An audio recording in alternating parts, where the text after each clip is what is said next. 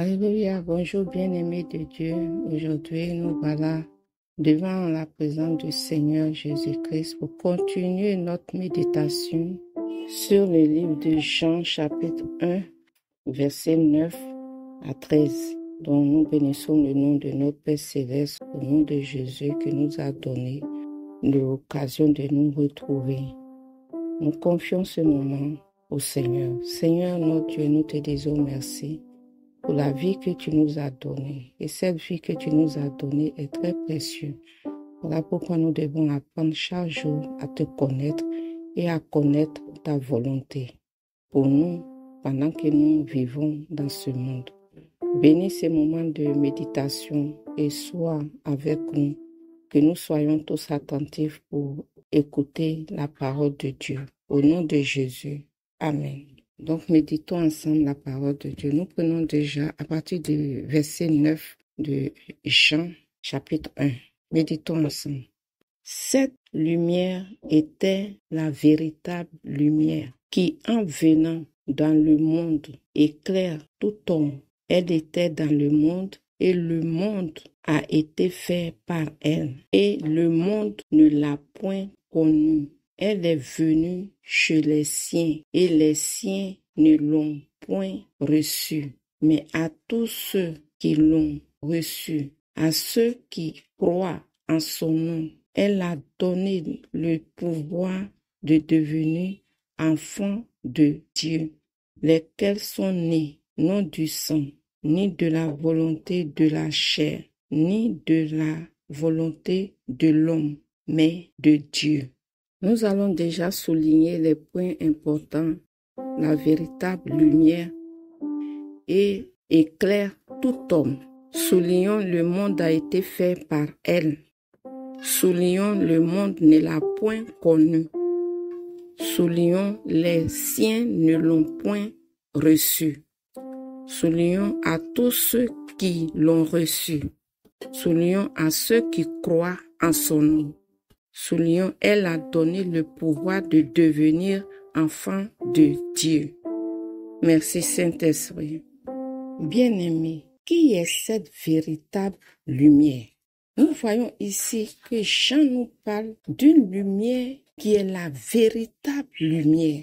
La véritable lumière, nous voyons ici, c'est Dieu. C'est Dieu qui est la véritable lumière. Et cette véritable lumière est venue dans le monde pour éclairer tout homme. Bien-aimés, nous sommes dans ce monde et nous avons tous besoin d'être éclairés. D'être éclairés. Nous avons besoin de voir clair dans ce monde. Voilà une occasion qui est là. Une lumière qui est venue, une véritable lumière qui est venue pour éclairer tout homme. Nous avons besoin de cette lumière pour nous éclairer. Mais comment elle peut nous éclairer? Nous devons l'accepter pour qu'elle nous éclaire. Nous allons voir la suite. Cette lumière était dans le monde et le monde a été fait par elle. Pourtant, le monde ne l'a point connue. Pourquoi le monde ne l'a point connue? Le monde a été fait par elle. Comment elle était et le monde ne l'a point connue? Où cette lumière était discrète au point où le monde ne l'a point connue. Comment est-ce que le monde fonctionnait et la lumière est venue et le monde ne l'a point connue? Bien-aimés, faisons très attention. Dieu peut nous envoyer sa parole. La parole qui peut nous délivrer, qui peut nous montrer le chemin de salut. Mais à cause de la préoccupation de la vie, à cause de tout ce qui se passe dans le monde, nous prêtons attention aux choses de ce monde au point où nous rejetons la parole de Dieu qui peut nous sauver. C'est pourquoi la lumière est venue dans le monde, la véritable lumière, mais le monde ne l'a point connue. Le monde se croyait dans la lumière et ils ont refusé la véritable lumière qui s'était présentée à eux. Elle est venue chez les siens et les siens ne l'ont point reçue. Le peuple d'Israël se croyait dans la vérité. Ils cherchaient eux-mêmes leur propre gloire. au point où le Sauveur humble qui est venu, ils l'ont rejeté. Ils ne l'ont pas reconnu. Parce que ce Sauveur était humble, effacé, mais rempli de lumière et de la vérité. Ils n'ont pas voulu l'accepter, ils l'ont rejeté. Lisons ensemble le livre de Jean 5, versets 39 à 40. Vous sondez les Écritures parce que vous pensez avoir en elles la vie éternelle. Ce sont elles qui rendent témoignage de moi. Et vous ne voulez pas venir à moi pour avoir la vie. Le peuple d'Israël avait toujours les Écritures devant eux. Ils attendaient le Messie. Mais quand le Messie est venu, ils ne l'ont point reconnu. Ils ne l'ont pas reçu. Tout comme toi et moi, la parole est devant moi et toi. Nous méditons la parole de Dieu chaque jour et nous parlons du Seigneur Jésus-Christ. Et quand on le présente tel qu'il est, nous ne voulons pas. Nous voulons plutôt chercher ce qui nous donne gloire. Et nous ne voulons pas la simplicité de Jésus-Christ qui sauve notre vie, qui nous donne le salut.